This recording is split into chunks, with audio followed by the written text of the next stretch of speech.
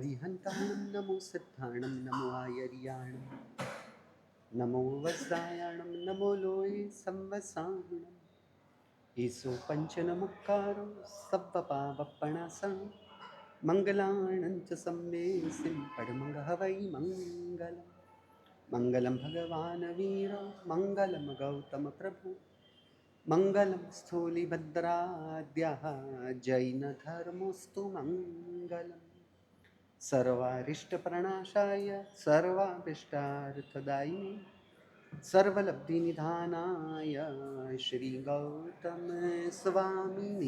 नमः।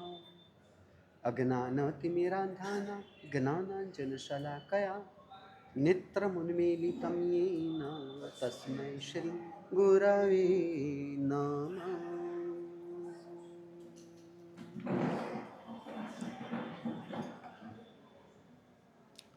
कल हमने महत्वपूर्ण बात की गहराई को समझने का प्रयास किया। कोई भी क्रिया 5 वस्तुओं के मिलन से होती है, जिसकी बात हमने की।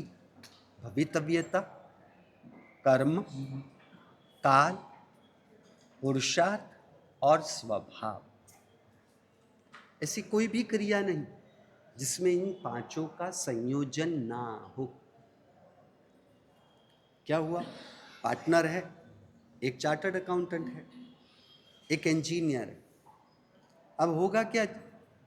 जब अकाउंट्स के रिलेटेड काम होगा तब मुख्यता किसकी हो जाएगी?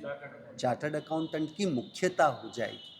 उसका मतलब ऐसा नहीं कि वहां पर इंजीनियर पूरी तरह से निरर्थक या निष्क्रिय होगा।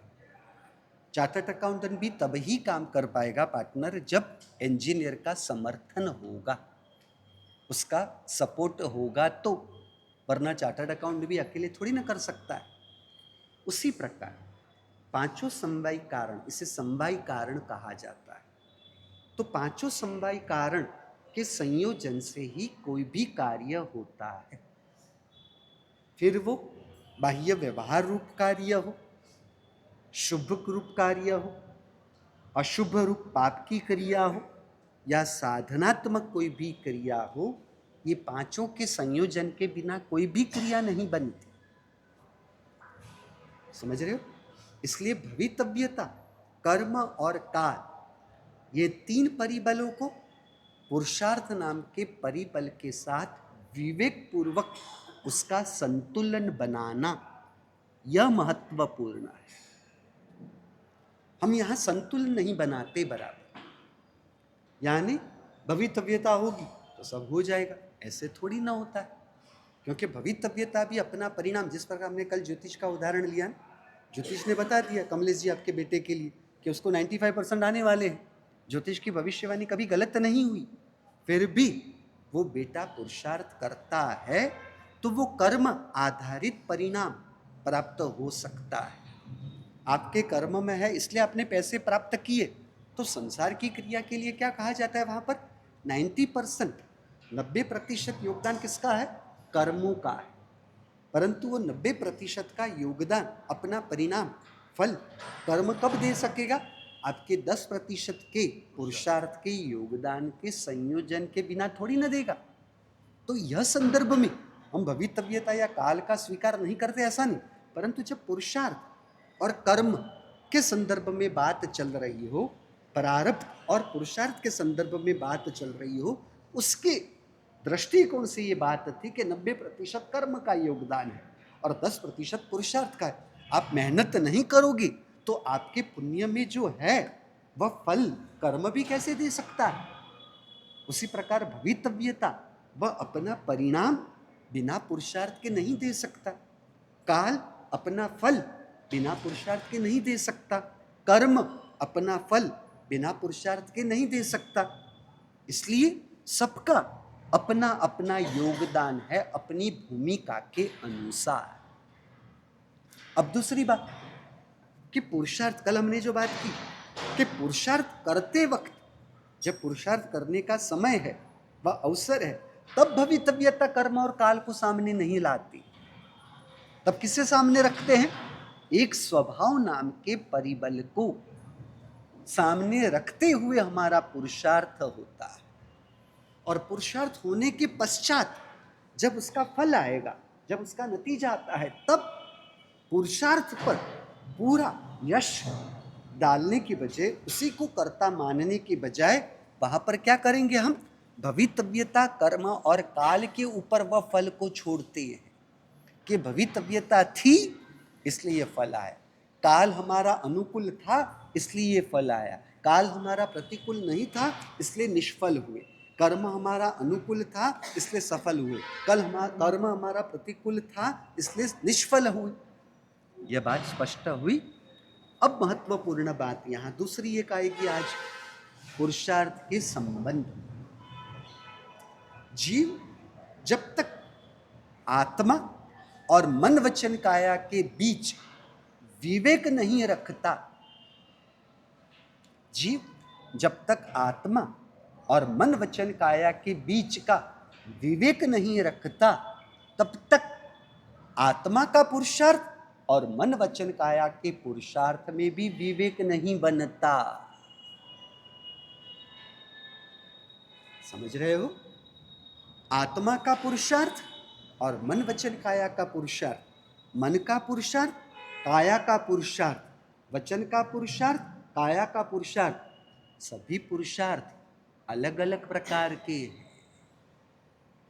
और उसी के लिए हमें आत्मा के स्वभाव को जानना पड़ेगा, तब हम आत्मा के पुरुषार्थ को समझ पाएंगे। हमें मन वचन काया के स्वभाव को जानना पड़ेगा, तब मन वचन काया का पुरुषार्थ योग्य रूप से हो पाएगा। कुछ समझ में आ रही है बात? शरीर भिन्न है, मन भिन्न है, आत्मा भिन्न है, तो शरीर की क्रिया, मन की क्रिया और आत्मा की क्रिया, यह भी तीनों भिन्न रहती है। हम पुरुषार्थ करने में क्या गलती कर बैठते हैं? हम मन वचन काया और आत्मा का विवेक नहीं रखते। इस कारण से क्या होता है कि मन वचन काया की क्रिया और आत्मा की क्रिया का विवेक न रखने के कारण हम मन वचन काया के पुरुषार्थ को हमारा पुरुषार्थ मान लेते हैं।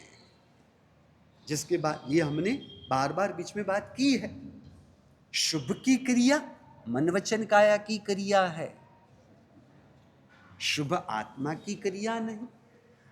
तो अशुभ की क्रिया वह भी आत्मा की क्रिया है, वह भी आत्मा की क्रिया नहीं।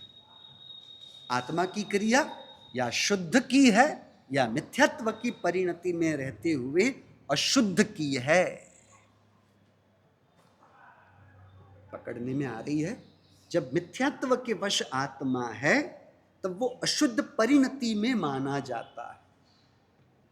इसलिए आज उसके विवेक को भी समझ ले। हमें सम्यक दर्शन की इच्छा से अर्चन होती है, उसकी बात करनी है, परंतु आज दूसरा भी हम स्पष्टीकरण कर लें। शरीर, मन और आत्मा, बराबर। अब शरीर से जो भी क्रिया होगी उससे कर्म का बंध होगा, मन से जो भी क्रिया होगी उससे भी कर्म का बंध होगा, आत्मा से जो क्रिया होगी उससे कर्म का अनुबंध बनता है। अनुबंध आत्मा के स्तर पर होने वाली क्रिया से जुड़ी हुई प्रक्रिया।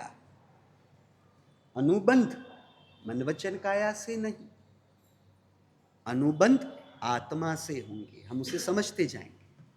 और आत्मा से कर्म बंध नहीं होगा, बंध व मन वचन काया की क्रिया है। अब इसे खोलते हैं। शरीर से शुभ की क्रिया है, इसलिए शुभ की क्रिया होने से शुभ कर्म का बंध यानी पुण्य का बंध होगा। मन से शुभ भाव की क्रिया, शुभ विचार की क्रिया है, इसलिए उससे भी वापस पुण्य का ही बंध होगा, शुभ बंध यानी पुण्य बंध होगा। अब आत्मा के स्तर पर बात है कि आत्मा यदि मिथ्यात्व की परिणति में, आत्मा यदि भ्रमणा के वश, गलत फहमियों के वश है, आभास के वश है, कल्पना के वश है, इल्यूजन के वश है, तो वो क्या करती है आत्मा? शरीर व मैं हूं, इसलिए वो क्या कर लेती है? वो शरीर की क्रिया को अपनी क्रिया मान लेती है, यानी मिथ्यात्व की परिणति पूर्वक क्रिया हुई। आत्मा मिथ्यात्व की परिणति में रहकर उसका प्रवर्तन हुआ, तो क्या होगा? जो शरीर से शुभ की क्रिया हुई, जो मन से शुभ की क्रिया हुई, यानी बंध क्या होगा? पुण्य का। परंतु आत्मा की परिणति के स्तर पर क्या है?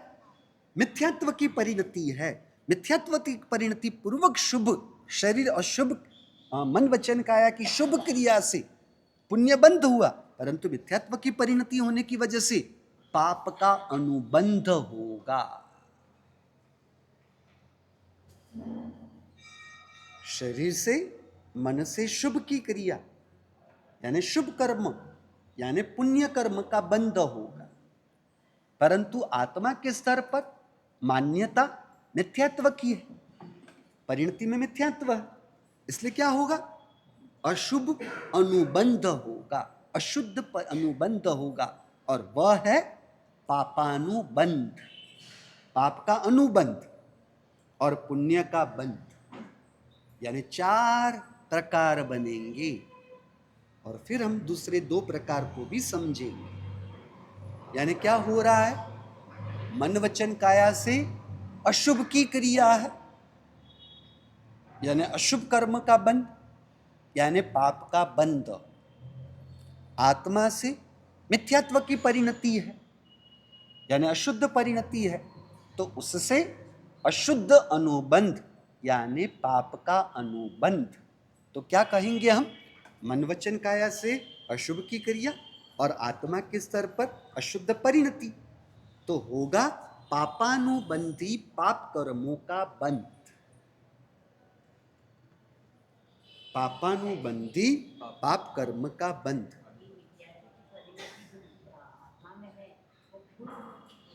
नहीं, मिथ्यात्व की परिणति देखो वो तो चल ही रही है, मिथ्यात्व का प्रवर्तन परिणाम भी है, इसलिए नया बंध भी मिथ्यात्व का चालू है, और पुराने भी मिथ्यात्व में ही आत्मा रही हुई अनादिकाल से, इसलिए वो मिथ्यात्व का उदय भी चल रहा है। प्रवृत्ति शुभ है, तो प्रवृत्ति शुभ होने से परिणति मिथ्यात्व का उसको कुछ फर्क नहीं पड़ा। आप क्या समझ रहे हो कि शुभ प्रवृत्ति करेंगे तो फिर मिथ्यात्व की परिणति व सम्यक दर्शन की परिणति में परिवर्तित होता है? नहीं। मनवचन काया की शुभ क्रिया और मिथ्यात्व की परिणति दोनों अलग अलग है। वर्तमान में तो मनुष्य जी सबसे बड़ी गलती हमारे महात्माओं के द्वारा भी क्या हो रही है पता है? मन की वृत्ति को परिणति मान बैठे हैं लोग।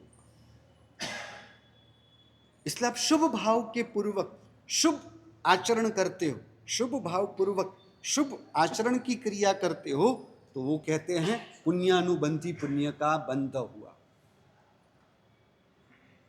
पुण्यानुबंधी पुण्य का बंध हुआ। तो फिर मिथ्यात्व की परिणति वह बंध के ऊपर अपना प्रभाव अपना फल कैसे दे? क्या देगी? मिथ्यात्व का फल क्या कहोगे? उससे कौन सा कर्म बंध कहोगे? क्योंकि आपने शुभ प्रवृत्ति कही और शुभ भाव किए, इसलिए पुण्यानुबंधी पुण्य का बंध हुआ, तो मिथ्यात्व से कौन सा कर्म बंध होगा? पाप कहां से लेके आए? क्योंकि आपने अनुबंध में तो मन से शुभ भाव से पुण्य का अनुबंध माना, मन से शुभ भाव किए इसलिए पुण्य का अनुबंध मान लिया, और शरीर से शुभ क्रिया की इसलिए आपने शुभ बंध यानी पुण्य का बंध माना, तो यही पुण्यानुबंधी पुण्य का बंध हुआ। तो मिथ्यात्व क्या हुआ? अब आप क्या मानते हो कि यदि हम शुभ आचार में रहे, हम शुभ भाव में रहे, तो वो मिथ्यात्व नहीं कहलाएगा, वो सम्यक दर्शन हो जाए। सम्यक दर्शन का संबंध इसके साथ थोड़ी ना है। तो फिर नरक में रही हुई आत्माएं वो कभी भी सम्यक दर्शन तो उनको होना ही नहीं है। आपके कहने का मतलब तो यही होगा ना, क्योंकि वहां पर पीड़ा भुगत रहे, बराबर? कोई शुभ की क्रिया तो है नहीं, और मन से क्लेश है, क्योंकि जो पीड़ा असह्य वेदना है, असह्य पीड़ा है, प्रति समय जीव नरक के संदर्भ में आपको दो बात बताता हूं। नरक की बात निकली है तो छोटी सी बात कर दूं, आपके पास शायद नहीं हुई है। अब 4 प्रकार के आयुष्य कर्मों का बंध बताया। आयुष्य कर्म के इनमें संदर्भ में 4 प्रकार के आयुष्य कर्म का बंध बताया जाता है, बराबर है। 4 गति जो है ना, यानी देव के आयुष्य, मनुष्य आयुष्य, तिर्यंज जो पशु पंखी कीड़े मकोड़े वगैरह जो भी है ना, या पानी में रहने वाली मछली मगरमच्छ वगैरह भी जो है, वो सभी को तिर्यंज में गिना जाता है। समझ रहे हो? ये जो वनस्पति, पृथ्वी का, अपका, तेव का, कीड़े मकोड़े वगैरह, ये सब किस में आते हैं? तिर्यंज में आते हैं। क्योंकि कीड़े मकोड़े उसे देव भी नहीं कहेंगे, उसे नरक भी नहीं कहेंगे, उसे मनुष्य भी नहीं कहेंगे, तो कौन सी गति बाकी रही उनके लिए? तिर्यंज गति, बराबर। इसलिए तिर्यंच आयुष्य। और चौथे नंबर में नरक आयुष्य। 4 आयुष्य, बराबर। आयुष्य कर्म अलग ही बताया और उसके 4 प्रकार की, बराबर है। अब नाम कर्म जो है ना, नाम कर्म में 4 गति की बात बताई। 4 गति कर्म, यानी देव गति कर्म, मनुष्य गति कर्म, तिर्यंज गति कर्म और नरक गति कर्म। 4 गति बताई। 4 आयुष्य, 4 गति। मनोज जी, अब आयुष्य और गति में क्या फर्क? आयुष्य और गति में क्या फर्क? तो आपको यहां से बंबई जाना है और ट्रेन में जाने वाले हो, तो आप क्या करते हो? रिजर्वेशन करवाते हो, यानी आपने अपनी सीट पक्की कर ली, कंफर्म कर ली, बराबर। तो जो आपने सीट कंफर्म की ना, जो रिजर्वेशन करा ना, इसे कहते हैं आयुष्य कर्म। आयुष्य और गति का फर्क समझ, उसे कहेंगे आयुष्य कर्म, बराबर। अब वहां पर सीट में बैठने के बाद वहां पर किस प्रकार की व्यवस्था मिलती है? खिड़की टूटी हुई है, खिड़की बिगड़ी हुई है, पंखा काम नहीं कर रहा है, एसी ऐसा चल रहा है, या तो फिर आपको एसी के अंदर जो ब्लैंकेट वगैरह मिलने हैं उसमें से बदबू आ रही है, और इनको जो मिला है कमलेश जी एकदम सुगंधीदार सब मिला है, वहां पर एसी भी बराबर चल रहा है, वहां पर सर्विस भी उनको सब बराबर मिल रही है। तो ये सब जो वहां की व्यवस्था संदर्भ में जो भी बात होती है, वो गति कर्म में आता है। मनुष्य आयुष्य और मनुष्य गति दोनों का फर्क समझा? आयुष्य का मतलब है रिजर्वेशन करा, समझ रहे? और रिजर्वेशन होने के बाद जब हम वहां पर पहुंचेंगे, जब वहां पर हम होंगे, उपस्थित होंगे, तो वहां पर आसपास में किस प्रकार की व्यवस्था मिलेगी, वो तय होता है गति कर्म से। इतनी बात समझ में आई या कठिन न हुआ? दूसरी स्पष्टता बता दूं आपको। आयुष्य कर्म में कैसा होता है कि जीव एक साथ उसके आत्मा में 2 आयुष्य के कर्म रह सकते हैं। एक साथ 2 ही आयुष्य कर्म आत्मा में, चारों आयुष्य कर्म आत्मा में नहीं रह सकते। अब आपका जन्म हुआ तब तो एक ही आयुष्य था आपके आत्मा में, बराबर। अब आपकी उम्र 90 साल की है, बराबर। अब आपको अगले जन्म में जाना है, तो यहां तो आप टीसी से सेटिंग कर सकते हो, बराबर। चालू टिकट लेके टीसी के साथ कर लेंगे। यहां पर ऐसा नहीं, यहां पर आपको अगले जन्म में जाना है, इसलिए रिजर्वेशन किए बिना आप ये भाव छोड़ ही नहीं सकते, ये भाव छोड़ने नहीं मिलेगा। तो अगले जन्म का जो रिजर्वेशन होना है, तो 90 वर्ष का मनुष्य जी का आयुष्य है, तो जब उनके 60 साल का आयुष्य होगा तब अगले जन्म का रिजर्वेशन होता है। जब रिजर्वेशन कराने के आयुष्य कर्म बांधा, तो एक और आत्मा में मनुष्य आयुष्य भी रहा हुआ है, और अगले जन्म में आपको देवलोक में जाना है। देवलोक में जाना है, देव में जाने वाले, किस में जाने वाले? सूरजमल जी, आप अगले जन्म में कहां जाने वाले हो? मोक्ष में जाने वाला है। क्या बात है, देखो तो सही यार, बोलने में कंजूसी क्यों कर दी यार, समझ रहे? बोलने में हम कंजूसी नहीं करते, बोलने में हम गरीब नहीं है, बोलने में तो हम साहूकार है, श्रीमंत है। भले मोक्ष का मतलब क्या है वो बने कोई ठाको नहीं, पर मोक्ष में जानो है, समझे? मोक्ष में जाने कोई करनो है। बटे तो उपाध्यक्ष पद नहीं मिले, बटे तो कोई हार तोला नहीं मिले, बटे तो जय श्री राम वगैरह कोई वीडियो में नहीं वे, बटे तो कोई नहीं वे, तो बटे जईने करनो कौन है? बटे कोई करनो है? हाँ नहीं रे नहीं, सूरजमल जी का काम नहीं मोक्ष में, बेचारे हाँ चलित हो जाएंगे। है क्या आ गया, पागल हो जाएंगे। करूं क्या मोक्ष में आके? कुछ करने को मिले तो ठीक लगेगा, मोक्ष में कुछ करने को नहीं मिलेगा तो क्या करेंगे? लगता है आपको मनोज जी आपके पापा वहां पर टिक पाएंगे? गलती से चले भी गए तो टिक पाएंगे, आपको लग रहा है? हाँ, मैं दोनों में झगड़ा कराना चाहता हूं, और झगड़ा कराने से सूरजमल जी उनको घर से निकाल दे और वे पहुंच जाए जयानंद सूरी महाराज के पास, बराबर है ना, बेटा 8 साल का तो हो गया है ना, हाँ तो फिर चिंता क्या है, हाँ जयानंद सूरी महाराज तैयार बैठे हैं, अपनी मूल बात पर आ जाए। यानी क्या हुआ, मनुष्य आयुष्य आपका चल रहा है और अगले जन्म के देवलोक के आयुष्य कर्म का जब आपने बंद किया, यानी उस समय मनुष्य आयुष्य के साथ देव आयुष्य भी आत्मा में रहता है, दो कर्म, दो आयुष्य कर्म साथ में रहे, बराबर है। 60 साल का आयुष्य था, परंतु आपके परिणाम तो बहुत अप्स एंड डाउन चल रहे थे, बहुत ज्यादा अप्स एंड डाउन चल रहे थे, यानी थोड़ी देर में आप एकदम खुश हो जाए, थोड़ी देर में आप नाराज हो, एकदम गुस्सा करो, तो उस समय आयुष्य का कर्म बंध नहीं होगा। तो क्या होगा, अब जो 30 वर्ष का आयुष्य बाकी है उसमें 2/3 अंश निकल जाए। पहले क्या था, 90 में से 2/3 2/3 अंश निकल गया, 1/3 अंश बाकी था, परंतु उस समय उथल पाथल बहुत थी, उस समय कर्म बंध नहीं हुआ। तो क्या होगा, जो 30 साल का आयुष्य बाकी है, 30 वर्ष बाकी है, उसमें 2/3 2/3 अंश निकल जाए, यानी 80 वर्ष की आपकी जब उम्र होगी तब आयुष्य कर्म का बंध होगा। समझ रहे, अंत में अंतर्मुहूर्त तक तो हो जाता है, यानी 2 आयुष्य कर्म आत्मा में रहे।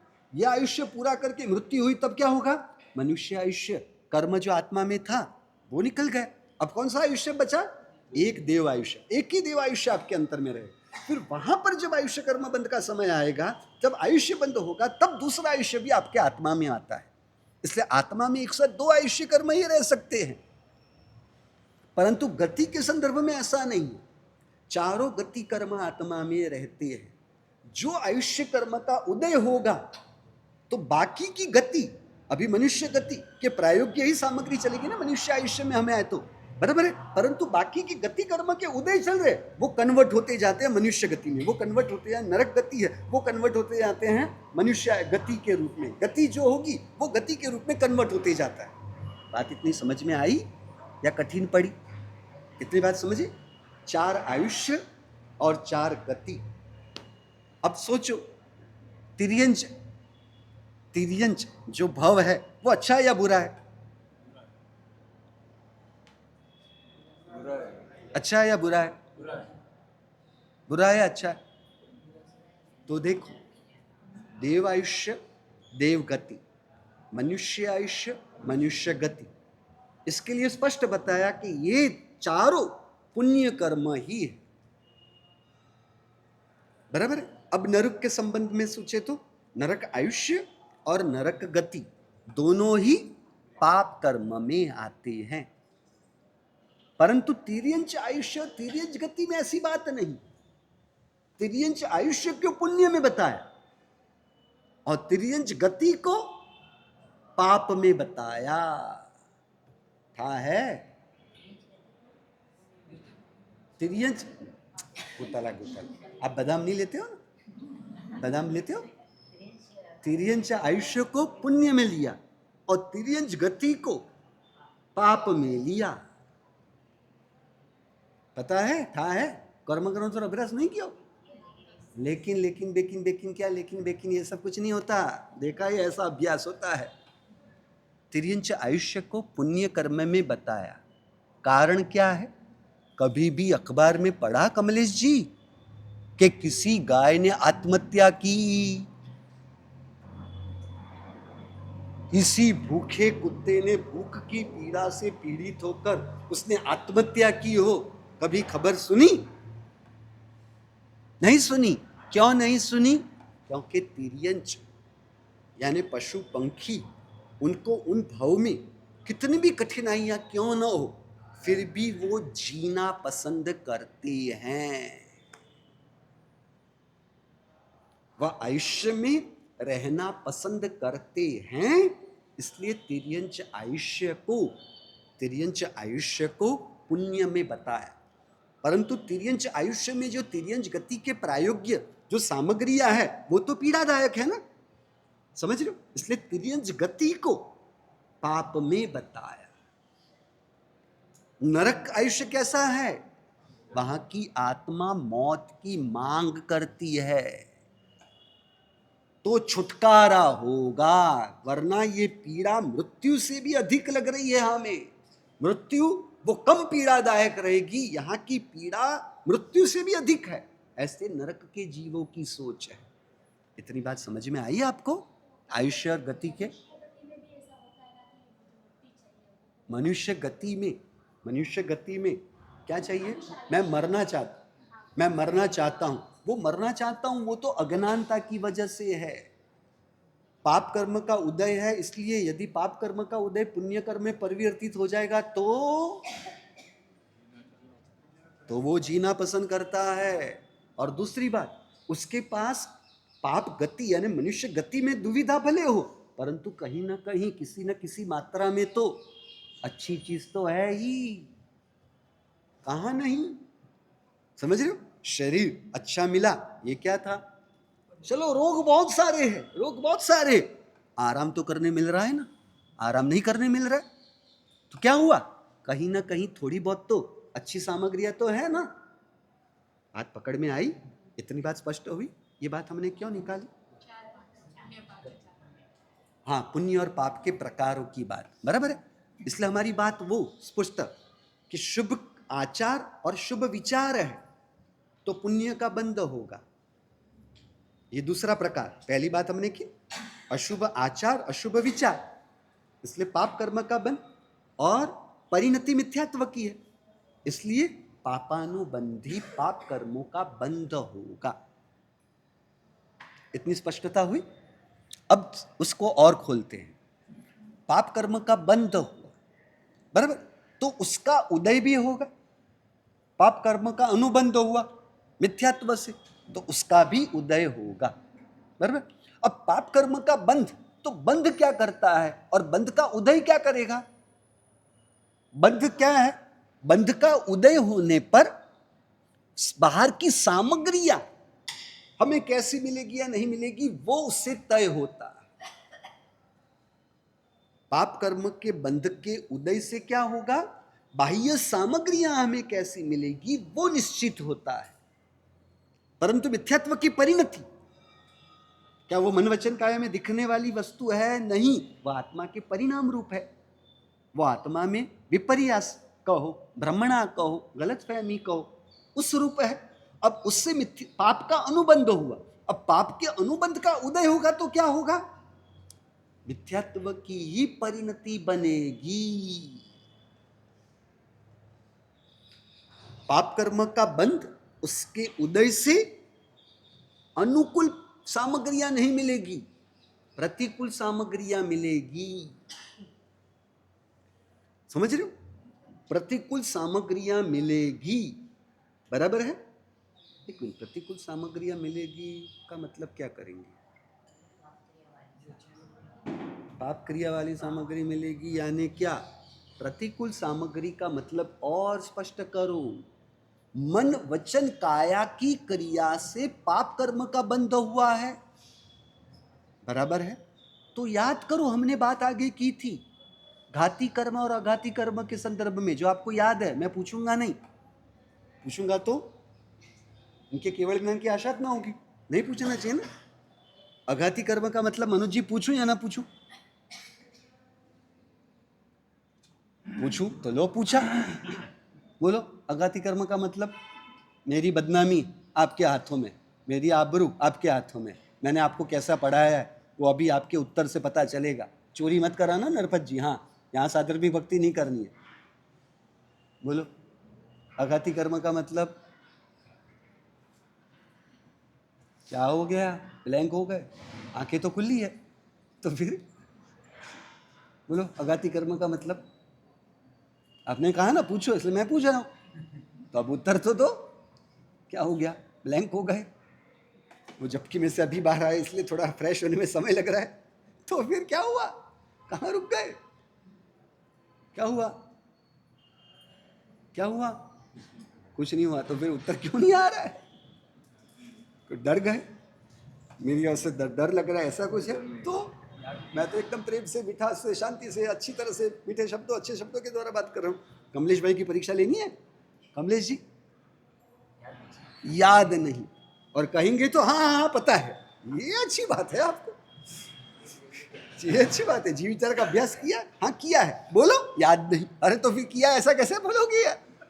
जेब में आप श्रीमंत हो तो फिर पैसे हैं जेब में, नहीं तो फिर क्या मतलब है? अपनी मूल बात, बराबर है। मुझे पता था मेरी बदनामी होनी है कि मैंने कैसा पढ़ाया होगा। थोड़ी ना ऐसा ही होता है ना, दो भाइयों के बीच में लड़ाई होगी, बराबर, दो भाइयों के बीच में लड़ाई होगी, एक 10 साल का एक 12 साल का है, गलती 10 साल के बच्चे की होगी, फिर भी डांट किसे पड़ती है, सुनना किसे पड़ता है, बड़े को ही। क्यों? बेटा तू बड़ा है, तू ऐसा कर रहा है, तुझे ऐसा शोभा देता है, तू ऐसा करे, तेरे लिए उचित है। यानी जो बड़ा है, लोग उससे क्या उम्मीद रखते हैं कि जो बड़े हो वो समझदार होने चाहिए, जो बड़े हो वो सहनशील होने चाहिए, जो बड़े हो उनमें माफ़ी करने की तैयारी होनी चाहिए, उनमें चलाने की तैयारी होनी चाहिए। जो बड़े हो मैंने उन्होंने अपराध किया है, हाँ क्यों, बराबर है ना। मेरा ऐसा ही होता था अगर मैं भैया संसारी बने में, अब ये 3 साल छोटे, मैं 10 साल का, ये 7 साल के, बराबर, गलती उनकी, पिताजी यही मुझे कहते थे, बराबर, इसलिए मैंने याद रखा कि मैं बड़ा हूं, इसलिए मुझे ऐसा सुनना पड़ा, इसलिए मैं जब 13 का हुआ तब ये 10 के हुए, तो फिर से इनकी गलती हुई, फिर भी मुझे ही सुनना पड़ा। मैंने कहा जब मैं 10 साल का था तब मुझे ये सुनना पड़ा था कि मैं बड़ा हूं, तो अभी ये 10 साल के हो गए ना, और तू 13 का हो गया, तू 13 क्या हो गया, इसलिए तू तो बड़ा ही रहता है, तू तो बड़ा ही रहने वाला है, इसलिए सुनना तो तुझे ही पड़ेगा। अध्यात्म जगत में, वास्तविकता में इसका नियम उल्टा है, इसका नियम उल्टा है, समझना बहुत अच्छी बात है। व्यवहार में कैसा होता है, जो बड़ा हो उससे लोग यही अपेक्षा रखते, उम्मीद रखते हैं कि उसमें उसे समझदारी रखनी होगी। छोटा है, छोटा इसलिए उसमें समझदारी ना भी हो, इसलिए वो चला सकते हैं, बड़ा समझदार हो नहीं चलेगा। बड़ा है इसलिए वो सहनशील, उसमें सहनशीलता होनी चाहिए, बड़ा हो उसके उदारता होनी चाहिए, बड़ा हो उसे चलाने की तैयारी होनी चाहिए। नियम अध्यात्म जगत में उल्टा है। जो अपने आप को समझदारी के घर में रखता है, जो सहन करने की तैयारी में होता है, जो दूसरों को माफ करने के लिए तैयार होता है, जो उदारता रखने के लिए तैयार हो, वास्तविकता से उसी को बड़ा कहा जाता है। वह छोटा हो परंतु बड़प्पन में जो गुण धर्म बताए, यदि वो छोटा रखता है, वो द्रव्य से छोटा है, भाव से वह बड़ा ही है। इतनी बात समझ रहे हो?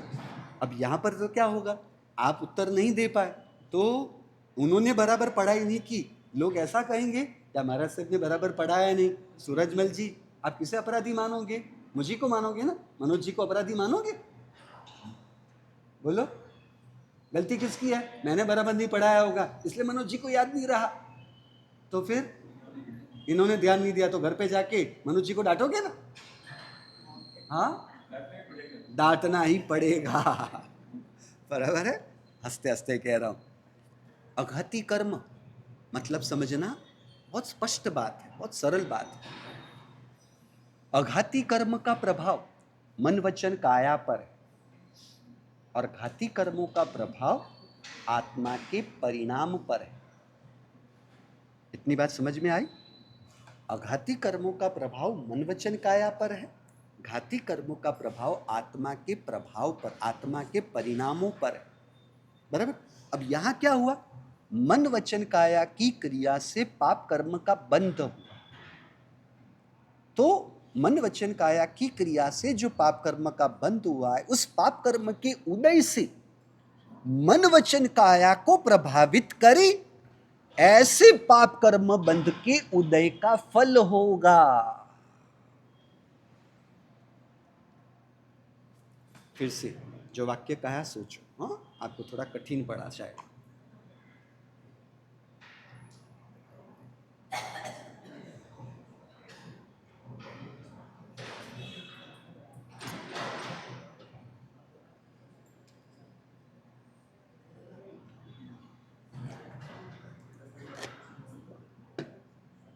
सबका योग्य रूप से संयोजन करो तो बराबर पकड़ पाओ। घाती कर्म का मतलब जो आत्मा के परिणाम पर अपना प्रभाव दिखाए, अघाती कर्म जो मन वचन काया पर अपना प्रभाव दिखाए, जो जड़ सामग्रियों पर अपना प्रभाव दिखाए, उसे कहेंगे अघाती। इतनी बात स्पष्ट हुई। अब मन वचन काया से जो कर्मों का बंध होगा उसे बंध कहेंगे। मन वचन काया से जो क्रिया होगी उससे बंध होता है, बराबर। तो मन वचन काया से यदि शुभ कर्म यानी शुभ क्रिया होती है तो उससे शुभ कर्म यानी पुण्य कर्म का बंध होगा, बराबर। मन वचन काया से अशुभ क्रिया होती है तो उससे अशुभ कर्म का बंध यानी पाप कर्मों का बंध होगा, बराबर है। अब वो जो कर्म बंध हुआ उसका उदय होने पर हमें बाह्य सामग्रियां प्राप्त होगी जो मन वचन काया से संलग्न है, संबंधित है। वो मन वचन काया पर अपना प्रभाव दिखाएंगे। कुछ समझ में आई? वो आत्मा के परिणामों पर अपना प्रभाव दिखा सके उतने वे समर्थ नहीं हो सकते। मन वचन काया से जो क्रिया होने पर कर्म का बंध होगा, वे कर्म के उदय से मन वचन काया पर उसका प्रभाव आएगा या मन वचन काया पर प्रभाव दिखाए ऐसी सामग्रियां बाहर की परिस्थितियों का निर्माण होगा। वो आत्मा के परिणामों पर अपना प्रभाव दिखाए उसका उतना सामर्थ्य होता ही नहीं। कुछ समझ रहे हो? आत्मा के परिणाम से हम मिथ्यात्व के परिणाम में यदि है तो उससे पाप का अनुबंध हुआ। अब उस पाप के अनुबंध का उदय होने पर क्या होगा? वो आत्मा के परिणाम पर अपना प्रभाव दिखाएगा यानी मिथ्यात्व रूप परिणाम आत्मा के परिणाम में बनेगा। कुछ समझ में आ रही है बात? अब जीव क्या कर रहा है अभी कमलेश जी? जीव मिथ्यात्व की परिणति में रह रहा, इसलिए वो शरीर व मैं हूं ऐसा मान रहा, शरीर मेरा है ऐसा मान रहा है, शरीर को होने वाले अनुभवों को अपना अनुभव मान रहा है। इसलिए क्या हो रहा है कि शरीर की तबियत बिगड़ी यानी अशाता कर्म का उदय अघाती है। शाता अशाता वेदनीय कर्म यानी अघाती कर्म है। अब अघाती कर्म किस पर अपना प्रभाव दिखाता है? मन वचन काया पर ही। अब अघाती कर्म मन वचन काया पर यानी अशाता वो किस पर अपना प्रभाव दिखा रहा है? शरीर पर। कैंसर किसे हो सकता है? बुखार किसे आ सकता है? ठंडी किसे लग सकती है? शरीर को। पर जीव वह अशाता का अनुभव मिथ्यात्व की परिणति में रहकर कर रहा है। इसलिए जीव क्या मान रहा है? मैं शरीर हूं। इसलिए वो शरीर की अशाता को अपनी अशाता मानते हुए उससे वापस वो मिथ्यात्व को ही प्रगाढ़ कर रहा है। कुछ समझ रहे हो? बुखार शरीर को हुआ पर जीव क्या मान रहा है? अपने आप को शरीर मान रहा है। इसलिए वो शरीर के बुखार को अपना बुखार मान रहा है कि मुझे बुखार आया है, मुझे बुखार आ रहा है। इसलिए क्या हो रहा है? अघाती कर्म का उदय भी जीव को घाती कर्म के बंध में ही निमित्त बना रहा है।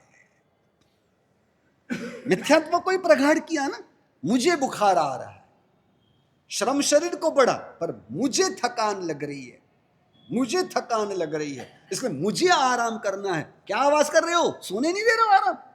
इसलिए क्या कर रहा है? मिथ्यात्व को ही बलवान कर रहा है। इसलिए तो ज्ञानियों ने कहा ये घाती कर्म और अघाती कर्म इसका जो प्रकार बताया गया है ना, वो ज्ञानियों के नजरिए से है, ज्ञानियों के दृष्टिकोण से है, अज्ञानियों के दृष्टिकोण से नहीं। अज्ञानी के लिए अघाती नाम की कोई चीज ही नहीं रहती, क्योंकि अज्ञानी मिथ्यात्व के वश अघाती को भी घाती रूप ही फलित करता है। अज्ञानी क्या करता है? जो अघाती रूप कर्म है उसे वह घाती के मजबूत यानी घाती को ही मजबूत करने के लिए निमित्त में ले रहा है। ठंडी लग रही है, अब ठंडी लगना अशांता थी, शरीर को अनुभव हो रहा है, परंतु जीव क्या मान रहा है? वो मुझे हो। समझे कमलेश जी, आप बहुत स्मार्ट हो, आप बहुत रूपवान हो, यू आर ब्यूटीफुल। रूप किसकी बात थी? शरीर के गुणधर्म की बात थी। पर जीव क्या कर रहा है कि उन्होंने मेरी प्रशंसा की, उन्होंने मेरी रूप को सराहाया, सराहना, मेरे रूप की सराहना की। आप मोटे हो गए हो। जीव ने क्या किया? अपने आप को मोटापा माना। मोटापा तो शरीर को था। समझ रहे हो? ये डाई क्यों कर रहा है जीव? कि मैं अच्छा दिखूंगा, मैं बूढ़ा दिख रहा हूं। मेरी बात शरीर के यानी बालों के सफेद हो या काले होने से मेरी आत्मा को उसके साथ कोई लेना देना ही नहीं था। बुढ़ापा शरीर को आ रहा है, पर जीव क्या मान रहा है? अब मेरी उम्र हो गई है, मैं अभी बूढ़ा हो गया। आप कैसे बूढ़े हो सकते हो? अब बुढ़ापा होना शरीर की क्रिया थी ना। क्या यार कमलेश जी, क्या कहा? अब मुझे कैल्शियम की डेफिशिएंसी है, कैल्शियम मेरा कम है। आपका कम कहा था? पर आपने क्या माना? मेरा कैल्शियम कम हो गया है। कैल्शियम शरीर की हड्डियों के संदर्भ में बात थी, और हड्डियों की बात संघेण के साथ संलग्न थी, और संघेण की बात नाम कर्म में संलग्न थी। कुछ समझ आ रहा है या कठिन पड़ रहा है? आघाती की बात भले ज्ञानियों ने बताई कि उसका प्रभाव मन वचन काया पर पड़ता है, पर जो मिथ्यात्ववश जीव है वह आघाती को भी घाती रूप ही कन्वर्ट कर रहा है।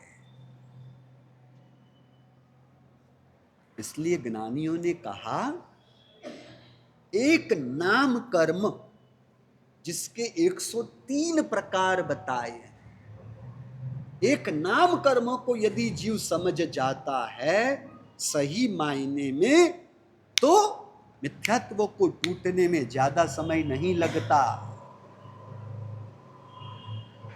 शरीर का आकार नाम कर्म में आता है, हड्डियों की मजबूती शरीर नाम कर्म में आता है, वर्ण गंध रस स्पर्श नाम कर्म में आता है, एक इंद्रियों की प्रक्रिया नाम कर्म में आता है, हमें संगनीपना यानी मन होना या नहीं होना वह भी नाम कर्म में आता है, हमारी जबान जो हिल रही है वो अस्थिर, वह भी नाम कर्म में आ रहा है, हड्डियां स्थिर है वह भी नाम कर्म में आ रहा है। आप देखोगे ना बाहर की पूरी दुनिया अधिकतर नाम कर्म के विभाग में ही आ रहा है, पर जीव उसे आत्मा के स्तर पर समझ रहा है। नरपत जी कई लोग क्या कहते पता है? देव गुरु की असीम कृपा है हमारा से, देव गुरु की असीम कृपा, एक गोली नहीं लेनी पड़ रही है हमारा से। अब देव गुरु की कृपा एक गोली भी नहीं लेने देने के लिए थी। गोली किसके थी? और इंसान जो भी गोली लेता है वो किसके लिए लेता है? शरीर के लिए थी। तो ज्ञानियों की कृपा जड़ के संदर्भ में हो सकती है कि आपने ज्ञानियों की कृपा को जड़ से जोड़ा।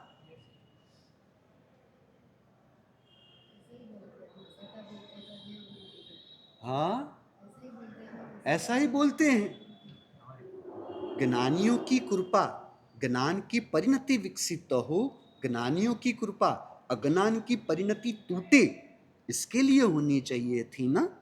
और हमने किसके लिए मान ली? पैसों की आमदनी अच्छी हो रही है, ज्ञानियों की कृपा, प्रभु की कृपा मानी। क्या था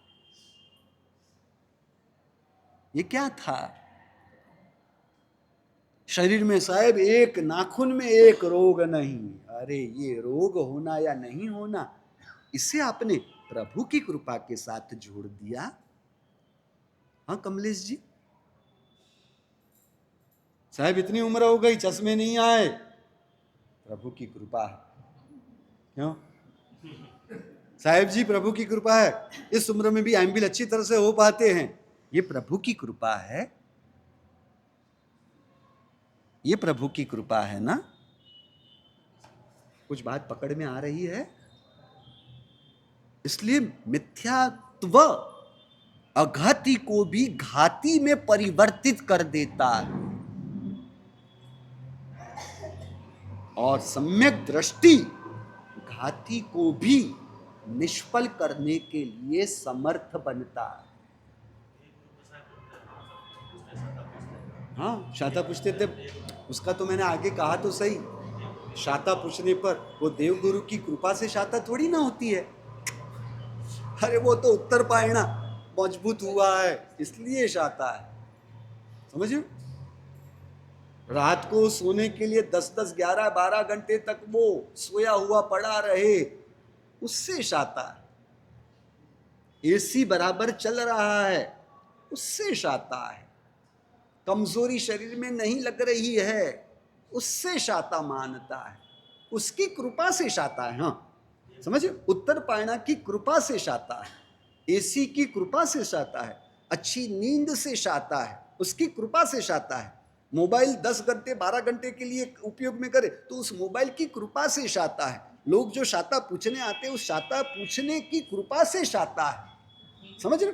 कोई परिवार वाला अभी 28 चल रही है, इसको कुछ मत नहीं कहना है, इसे जो करना है करने दो, हाँ, तो वो परिवार वाले कुछ नहीं कहते, उसकी कृपा से शाता है। शाता पूछने के लिए आते हैं, उसकी कृपा से। किसी ने वो एक तोले का हार दिया, वो उसकी कृपा से शाता है। और पता होता है पहले से कि मैंने 28 की है, इसलिए मेरे ससुराल से ये मिलना है, मेरे पापा से ये मिलना है, तो वो जो मिलना है उसकी कृपा से शाता है। कई कपड़े भेंट में मिलते हैं, उसकी कृपा से शाता है। सांझी रखी जाती है, उसकी कृपा से शाता है। फोटोग्राफी और वीडियोग्राफी होती है, उसकी कृपा से शाता है। देवगुरु की कृपा तो बोलने के लिए होता है, वास्तविकता थोड़ी ना वहां पर ऐसी होती है। वास्तविकता मानते हैं, हाँ नहीं, देखो सरलता से हमारे बहन जी ने कह दिया, हाँ नहीं, ये तो केवल बोलने के लिए। वो तो क्या होता है, जिस गांव में जाओ उस गांव की भाषा का उपयोग करना है, उस प्रकार से यहाँ पर क्या बोलेंगे तो अच्छा लगेगा अपने। मैं यदि यह कह दूं कि मोबाइल की कृपा से शाता है, मोबाइल की अत्तर वाहिनी की कृपा से शाता है, तो मेरा ही खराब बुरा लगना है, मेरा ही अच्छा थोड़ी लगना है, मेरा ही हल्का लगेगा ना। इसलिए मुझे ऐसा कहना पड़ता है कि देवगुरु की कृपा से होता है। आप पूछो, प्रभु की कृपा से सामायिक हो रहा है या आप सामायिक करते हो? गप्पे लगा रहे हो यार। तो प्रभु की कृपा, एक सामायिक पालने के बाद दूसरी सामायिक ले लो, वो प्रभु की कृपा से आया, ये सोच प्रभु की कृपा से थी। बोलो जी शशि जी, क्या कह रहे हैं सब आपके चेलिया? ये आपकी चेलिया ही है ना, आप सामण हो ना।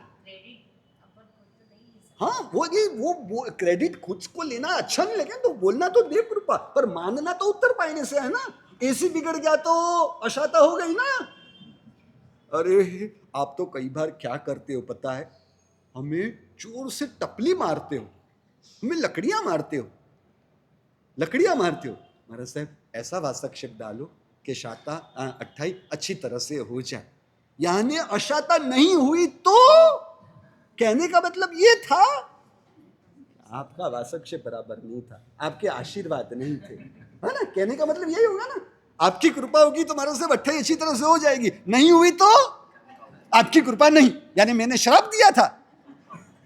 हाँ ये तो बोलने में सब बातें हैं यार, अंदर में कहाँ वैसे कोई परिणाम। सूरजमल जी होते ऐसे कोई परिणाम? हाँ नहीं होते। देखो ये जो है स्पष्ट कह देते हैं, आपकी तरह गोलमाल नहीं करते हैं। हाँ आप गोलमाल करते हो। शुभ की क्रिया पुण्य का बंध, मन वचन का है शुभ की क्रिया यानी पुण्य का बंध हुआ, परंतु मिथ्यात्व की परिणति पूर्वक हुआ। समझ रहे हो? यानी क्या हो रहा है, यानी क्या हो रहा है कि आप एकाशना कर रहे हो परंतु अपने आप को शरीर मान, शरीर को भूख लग रही है, आपने उसे अपनी भूख मानी। भोजन की क्रिया को आपने अपनी क्रिया मानी, भोजन के द्रव्य के भोग को आपने अपना भोग माना कि मैं भोजन के द्रव्य को भुगत रहा हूं, यानी मिथ्यात्व की परिणति पूर्वक ये हुआ। दूसरी बात, एकाशने के शुभ भाव है तो शुभ भाव मैं कर रहा हूं, शुभ भाव साकार है तो साकार की क्रिया का कर्ता, साकार की क्रिया का कर्ता निराकार आत्मा को माना, यानी शुभ की क्रिया मिथ्यात्व के घर में रहकर हो रही है तो क्या होगा, पाप का अनुबंध, परंतु शुभ क्रिया और शुभ भाव है इसलिए पुण्य का बंध, इसलिए पापानुबंधी पुण्य का बंध हुआ। पापानुबंधी, पाप के अनुबंध यानी मिथ्यात्व की परिणति पूर्वक, पाप के अनुबंध पूर्वक शुभ क्रिया से पुण्य का बंध हुआ। अब ये पुण्य के उदय से क्या होगा?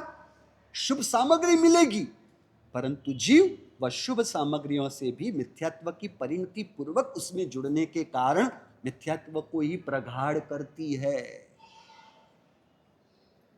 तो इस प्रकार हुए पापानुबंधी पाप का बंध, पापानुबंधी पुण्य का बंध। और एक दो प्रकार, शरीर से अशुभ क्रिया है, मन से अशुभ भाव है, परंतु आत्मा में सम्यक दर्शन की परिणति है। इसलिए क्या हो रहा है? परिणति सम्यक दर्शन की है, इसलिए पुण्य का अनुबंध हुआ। परंतु मन वचन काया से अशुभ क्रिया, शुभ भाव है, तो उससे पाप का बंध हुआ, यानी पुण्यानुबंधी पाप का बंध हुआ। पुण्यानुबंधी पाप का बंध हुआ, इसलिए सामग्री अच्छी नहीं मिलेगी, परंतु सम्यक दर्शन पूर्वक होने की वजह से वो अपना संसार सम्यक दर्शन से बढ़ाया नहीं जाता, बढ़ता नहीं। पुण्य का अनुबंध यानी शुभ की क्रिया और शुभ भाव है, इसलिए पुण्य का बंध हुआ, और सम्यक दर्शन की परिणति है, इसलिए क्या हुआ? पुण्य का अनुबंध और पुण्य का बंध, यानी पुण्यानुबंधी पुण्य का बंध हुआ। इतनी बात समझ में आ रही है? इतनी बात स्पष्ट हुई? अब शिकार के लिए निकले श्रेणिक महाराजा, शिकार किया, मिथ्यात्व अंदर में पड़ा हुआ था, बराबर है, और हिरणी को शिकार, हिरणी का शिकार हुआ, और उसके गर्भ में से वो तड़पता हुआ उसका बच्चा भी निकला। दोनों को मरते हुए क्या किया उसने? देखी मेरी बाणावली, मेरी धनुर्विद्या, धनुर्शक्ति कैसी है, एक तीर से दो शिकार। एक तो हिंसा, निष्कारण हिंसा थी, और उस हिंसा में एक जीव की जगह पर दो जीव की हिंसा हो रही है, उसका समर्थन कर रहे हैं। अनुमोदना करने का मतलब है उसका समर्थन, यानी पक्ष भी हिंसा का ही अंतर में रखा। हिंसा में पाप की बुद्धि नहीं, मिथ्यात्व है, और भीतर में मिथ्यात्व की क्रिया भी है, इसलिए क्या हुआ? पापानुबंधी पाप कर्म का बंध हुआ। अब समझनी बात है कि जो बंध होता है ना, वो बदल नहीं सकता, इसलिए नरक आयुष्य का बंध हुआ, नरक आयुष्य का बंध हुआ, इसलिए नरक आयुष्य नहीं टली, नरक गति नहीं टल पाई, परंतु अनाथी मुनि के संपर्क में आए, उनके साथ सत्संग हुआ, पूरा प्रसंग है, और वह सत्संग से आत्मा मिथ्यात्व की परिणति में से बाहर निकल आई और सम्यक दर्शन की परिणति में आ गई। अरे अरे अरे, केवल सम्यक दर्शन नहीं था कमलेश भाई, शायिक सम्यक दर्शन था। शायिक सम्यक दर्शन है, शायिक सम्यक दर्शन है, इसलिए क्या हुआ कि परिणति शुद्ध है, परिणति शुद्ध है, यानी सम्यक दर्शन की परिणति अभी चल रही है, परंतु भूतकाल में जो मिथ्यात्व के अनुबंध पूर्वक जो मिथ्या पाप का अनुबंध हुआ था ना, उसका उदय चल रहा है, उसका उदय आ रहा है, परंतु वर्तमान में कौन सी परिणति चल रही है? सम्यक दर्शन की चल रही है। इसलिए क्या हो रहा है कि मिथ्यात्व सम्यक दर्शन रूप परिवर्तित तो होके मिथ्यात्व का अनुबंध जो भूतकाल में बंध रूप था, उसे जीव बदल देता है सम्यक दर्शन में। समझ रहे? अब हुआ क्या कि वो नरक आयुष्य का बंध हुआ, इसलिए नरक गति में जाना पड़ा, 84,000 साल के लिए नरक की पीड़ा भुगतनी है, परंतु वो जो उस समय जो शिकार के समय अनुबंध जो मिथ्यात्व का था ना, वो तो बदल गया। इसलिए अभी क्या हो रहा है? सम्यक दर्शन की परिणति में रहते हुए ही वो शिकार से जो पाप का बंध था नरक का, उसको भुगत रहे हैं, परंतु भीतर की परिणति सम्यक दर्शन की रह गई है। इसलिए क्या हुआ कि जीव परिणति को बदल सकती है, आत्मा परिणति को बदल सकती है, और उससे आत्मा पाप के अनुबंध को बदलकर पुण्य के अनुबंधन में उसे परिवर्तित कर सकती है। कुछ समझ रहे हो? अनुबंध बदला, परिणति बदलनी, इसी को कहते हैं, इसी से कहते हैं आत्मा की स्वतंत्रता। आत्मा परिणति के संदर्भ में स्वतंत्र है, आत्मा प्रवृत्ति और वृत्ति के संदर्भ में स्वतंत्र नहीं। परिवार की जिम्मेदारी लेके चल रहे हो ना, तो क्या करना पड़ेगा? उनकी जिम्मेदारी को पूरी करने के लिए व्यापार की क्रिया में जुड़ना ही पड़ेगा। स्वतंत्र हो प्रवृत्ति के लिए, 24 घंटे नहीं, नींद को छोड़ो, 10 घंटे के लिए मुझे सामायिक में रहना है, 10 घंटे के लिए मुझे प्रभु भक्ति में अपने आप को रखना है। संभावित है सामायिक में बैठे हुए हैं ये लोग भी, परंतु घर की जिम्मेदारी, बच्चों की जिम्मेदारी, रसोई की जिम्मेदारी, कपड़ों की जिम्मेदारी, घर के साफ सफाई की जिम्मेदारी, बर्तन के साफ सफाई की जिम्मेदारी, चाहे तो भी वे अपने आप को छुड़ा सकते हैं नहीं। जिस प्रकार के कर्म के उदय होंगे, जिस प्रकार के दूसरे जीवों के साथ ऋणानुबंध होंगे,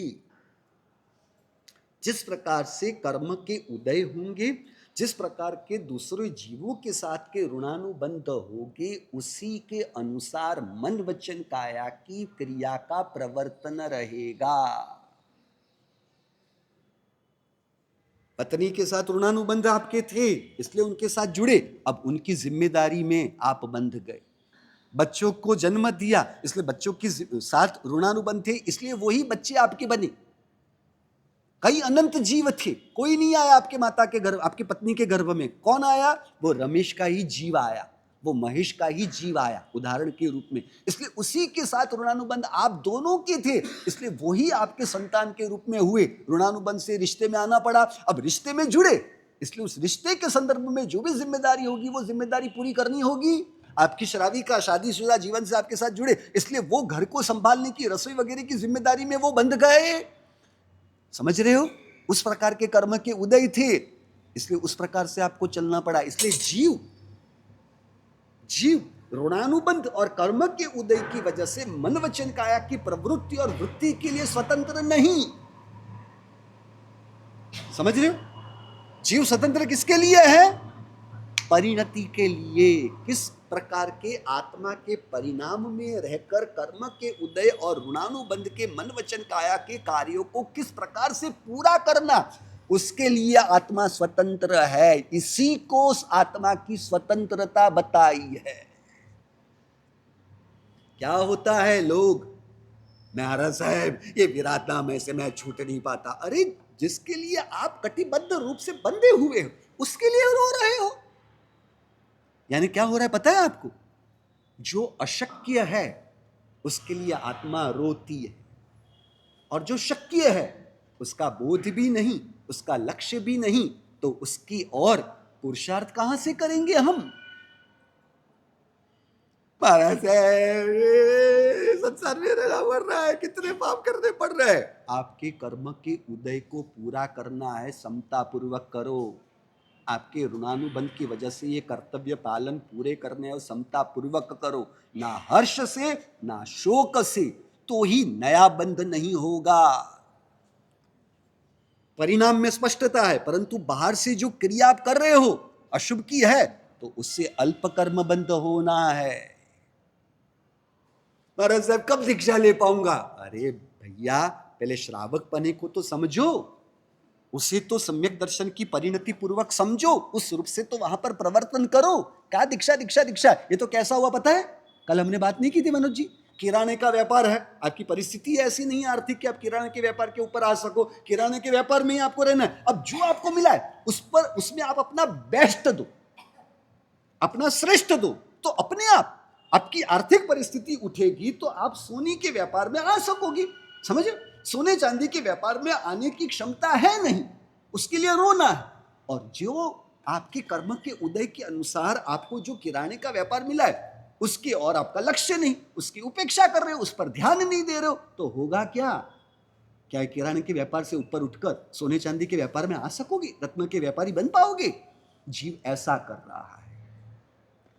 वर्तमान काल के जीवों की ऐसी भूमिका, क्या रे बनीश हूं साचो रे संत, क्या रे बन थसे मारा कर्म नो अंत। ये मेरे लिए गीत था या आपके लिए था? ये गीत किसके लिए था? आपके लिए था या मेरे लिए था? ये मेरे लिए था। और पकड़ किसने लिया? आपको क्या गीत क्या गाना था? क्या रे बनीश हूं साचो रे श्रावक। क्या? क्योंकि मेरे परमात्मा ने साधु धर्म बताया तो दूसरा श्रावक धर्म बताया है ना। यानी श्रावक धर्म के रूप में उस श्रावक धर्म को समझना नहीं, उसके प्रति आदर नहीं, उस रूप परिणमन करना नहीं है। और जो शक्य नहीं है, शादी कर ली है, बच्चे हो गए, अब थोड़ी ना छूट सकते हो, माता पिता की जिम्मेदारी है, थोड़ी ना छूट सकते हो। और कब दीक्षा होगी, कब दीक्षा होगी, ये आपकी अपरिपूर्ण अपरिपक्व समझदारी और विवेक का परिणाम है। कुछ समझ रहे हो? इसलिए 15 प्रकार के जो सिद्ध बताए कि साधु बन के भी सिद्ध बना जाता है, तीर्थंकर बन के भी सिद्ध बना जाता है, श्राविका साध्वी बन के भी सिद्ध बना जाता है, तो गृहस्थ बन के भी सिद्ध बना जाता है। इसका मतलब क्या था? सिद्ध के 15 प्रकार की बात नहीं थी। देश के किसी भी कोने में आप क्यों ना हो, वहां से दिल्ली पहुंचने का रास्ता खुला है। 15 प्रकार के सिद्ध का मतलब था 15 सिद्ध के 15 प्रकार नहीं, सिद्ध बनने से पहले जो अवस्थाएं थी उसके 15 प्रकार है। यानी आत्मा किसी भी पर्याय में अवस्था में क्यों ना हो, वहां से मुक्त होने रूप दिल्ली का रास्ता खुला है। परिणति से ही आत्मा की स्वतंत्रता है, उस पर जोर देने पर अपने आप आत्मा की स्वतंत्रता का मार्ग खुलता है। कुछ समझ में आई बात या नहीं? बराबर है। ओवर टाइम हो गया है, विशेष बात आगे जिनाज्ञा विरुद्ध कहा गया हो तो